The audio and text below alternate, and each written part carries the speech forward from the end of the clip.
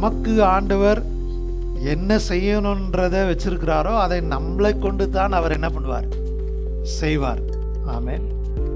சில நேரத்தில் நம்ம நிறைய முறை சொல்லுவோம், அது கிட்ட வந்துச்சு என் கை விட்டு போயிடுச்சு அப்படின்வோம் பாருங்க. நல்ல மாப்பிள்ளைங்க, ஆனால் ஏதோ ஒன்று என்னாச்சு, கை விட்டு போயிடுச்சு அப்படின்வாங்க. நல்ல வேலைங்க, ஆனால் அந்த வேலை கிடைக்கல, கை விட்டு போயிடுச்சு அப்படின்வாங்க.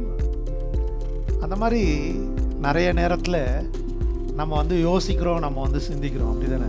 ஆனால் ஆண்டவர் அந்த சிந்தனையை நாம் மாற்ற வேண்டும் என்று சொல்லி நமக்குள்ளராக வரும். என் கரத்தின் கிரியைகளை, என் கரத்தின் கிரியை அவர் என்ன பண்ணார், செய்ய ஆரம்பித்தார். அவர் செய்ய ஆரம்பித்ததை அவர் என்ன செய்வார், அவரே அதை நிறைவேற்றுவார், நிறைவேற்ற வல்லவராக இருக்கிறார்.